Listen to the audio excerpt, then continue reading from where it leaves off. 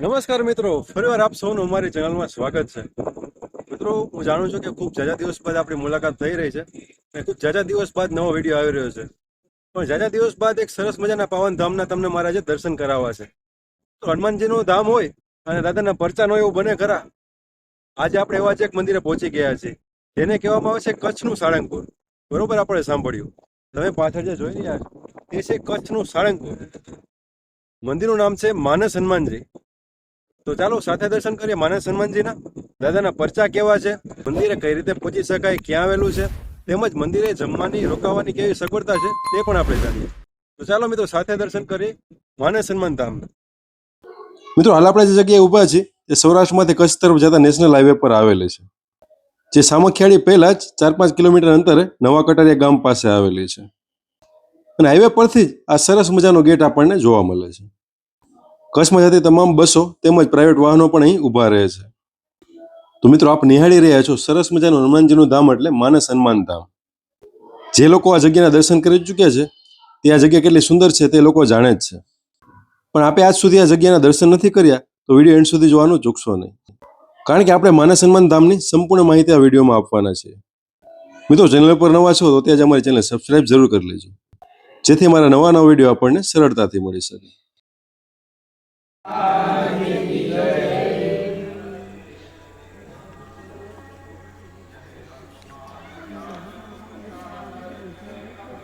તો મિત્રો, આપ વિડીયોમાં નિહાળી જ શકો છો, અસંખ્ય લોકો રોજ દાદાના દર્શન કરવા માટે આવે છે. માત્ર કચ્છમાંથી જ નહીં, ગુજરાતભરમાંથી જ નહીં, અન્ય રાજ્યોમાંથી પણ લોકો અહીં દાદાના દર્શન કરવા માટે આવે છે, કારણ કે દાદાના કામ અને દાદાના પરચા જ કંઈક એવા છે. તો મિત્રો, હવે આપણે દર્શન કરી રહ્યા છીએ શ્રી માનસ હનુમાનજીના. જય હો શ્રી માનસ હનુમાનજી મહારાજ. આપણા શરણે આવતા સૌ દુખિયાના દુઃખોને આપ દૂર કરજો, સૌનું ભલું કરજો, સૌનું કલ્યાણ કરજો. જય હનુમાનજી મહારાજ. મિત્રો, દાદાની મૂર્તિ એટલી સુંદર છે કે તેને જોયા જ કરવાનું મન થાય. માનસ હનુમાનજીના શરણે દૂર દૂરથી દુખિયા આવે છે અને દાદા ભક્તોના એવા કામ કરે છે કે અહીંથી ભક્તો હસતા હસતા જાય છે. ને આવા એક નહીં, અનેક કામો છે દાદાના. દાદા પાસે માગો તે આપે છે. કંઈક આવી લીલા છે માનસ હનુમાનજીની, જે આપણે ભક્તોના મુખે જ જાણીએ. જય શ્યારામ. મારું નામ ધોરી પ્રભા. હું તરતાર ગામથી આવું છું. મારા આવવાના 8 વર્ષ અને 9મું વર્ષ સ્ટાર્ટર છે. આ માનસ હનુમાન ધામ કટારિયા. હનુમાનજીના બહુ સારા પ્રચાર છે. અહીંયા ગૌશાળા છે, ભોજનાલય, અન્નક્ષેત્ર ચાલુ છે, રહેવા માટેની સગવડતા અને હનુમાનજીના ગુણ ગાય એટલા ઓછા છે. હનુમાનજીના પ્રચાર એટલે મારું જ પણ એક અનુભવ, જાત અનુભવ હું તમને શેર કરું કે મારું એવું કામ હતું કે 8 વર્ષથી મેં જે જગ્યા લીધી હતી એ જગ્યા એટલી ભયાનક કે ત્યાં કોઈ વસવાટ ન થઈ કે કોઈ રહી ન શકતું એવી જગ્યા હતી અને એ અમારે પાસે હતી અને એમાં અમે સ્કૂલ બનાવી હતી. આ મારો જાત અનુભવ છે કે એ કામ કોઈ શક્ય પોસિબલ જ નહોતું, પણ એ મારા દાદાએ એ મારું કામ એક પલવારમાં કરી દીધું હતું અને આ મારો જાત અનુભવ છે 8 વર્ષમાં. અને આવા તો મેં દાદાના અનેક પરચા જોયા છે. અને અહીંયા નિસંતાન ને સંતાન, સગાઈ ન થતી હોય એની સગાઈ, પછી વિદેશ જવું હોય એની વિઝા, આવા તો હજારો કામ દાદાએ કરેલા છે. જય સિયારામ. જય સિયારામ. મારું નામ મનીષ હસમુખભાઈ સેડલિયા છે. હું જ્ઞાતિય દરજી ધાંગધ્રાથી આવું છું. માનસ હનુમાન ધામમાં મને આવતા 10 વર્ષ થયા છે. કન્ટિન્યુ 10 શનિ અહીંયા હોય છું અને દાદાના વસ્ત્રો લઈને આવું છું. અને દાદાનો મને પહેલો જ અનુભવ ફર્સ્ટ ટાઈમ આવ્યો હતો ત્યારે અમે જ્યારે ઉકેડી ગામ હાલીન માતાના મઢે જાય છે ત્યારે કેમ્પ લઈને અમે જઈએ છીએ છેલ્લા 3 દિવસ. ત્યારે રિટર્નમાં અહીંયા અમે હનુમાન ધામ આવ્યા હતા ત્યારે જ મને તરત જ દાદાએ આમ ચાપ ચાલુ કરો ને લાઇટ કેમ થાય એવો મને ફરક પડ્યો હતો. કેમ કે હું ધંધો નહોતો કરી શકતો ને અહીંયા દર્શન કર્યા પછી તરત જ ધંધે લાગી ગયો હતો. તે દિવસે જ મને એમ થયું કે દાદાના વસ્ત્ર મારે બનાવવા છે અને પહેલા જ વસ્ત્ર મેં માના ધરાવ્યો હતો દાદાને બનાવીને. જય સિયારામ. જય સિયારામ. જય માનસ હનુમાન દાદા. મારું નામ મનીષ પટેલ છે. અમદાવાદથી આવું છું.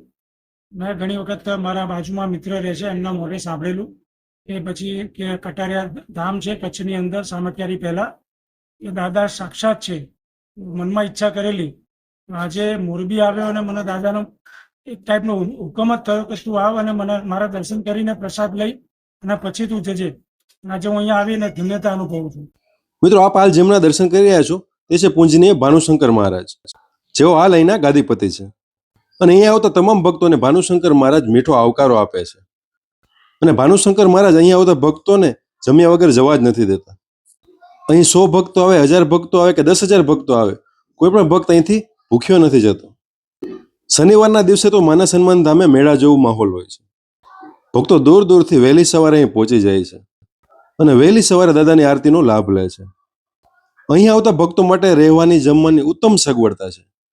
ને હાલ આપ જોઈ રહ્યા છો તે માનસ ભવન છે, જેમાં અહીં આવતા ભક્તો માટે રહેવા માટે નિઃશુલ્ક વ્યવસ્થા કરી આપવામાં આવે છે, એ પણ એક પણ રૂપિયો લીધા વગર. તેમજ ઘણા ભક્તો અહીંયા આવીને પોતાની સેવા આપે છે. ઘણા ભક્તો તો એવા છે જે દર શનિવારે સેવા આપવા અહીં પહોંચી જાય છે.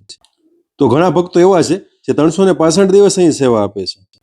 અને ઘણા ભક્તો એવા છે જે થોડા થોડા દિવસ અહીં રોકાય છે. પણ આજે સમગ્ર ગુજરાતભરમાંથી માનસ હનુમાન ધામે ભક્તો સેવા કરવા માટે પણ જરૂર આવે છે. વિડીયોમાં આપ જોઈ શકીએ છીએ બહેનો અહીંયા રોટલી વણે છે અને રોટલી શેકે છે. આવી જ રીતે દરેક ભક્તો દર શનિવારે અહીં સેવા આપવા માટે પહોંચી જાય છે. જેમાં ઘણા ભક્તો તો એવા છે જે 200 કિલોમીટર દૂરથી આવીને પોતાના કામ ધંધા મૂકીને સ્પેશિયલ અહીં સેવા કરવા માટે આવે છે. ધન્ય છે એમની આ અનેરી સેવાને. અને મિત્રો, આ સરસ મજાનો પ્રસાદ જે દેશી ચૂલામાં બનાવવામાં આવે છે, જેમાં શીરો, ગરમા ગરમ ખીચડી, એ પણ ઘર જેવી શુદ્ધ અને સાત્વિક. અને આ પ્રસાદની મીઠાશ જેમને ખાધી હશે એમને જ ખબર હશે.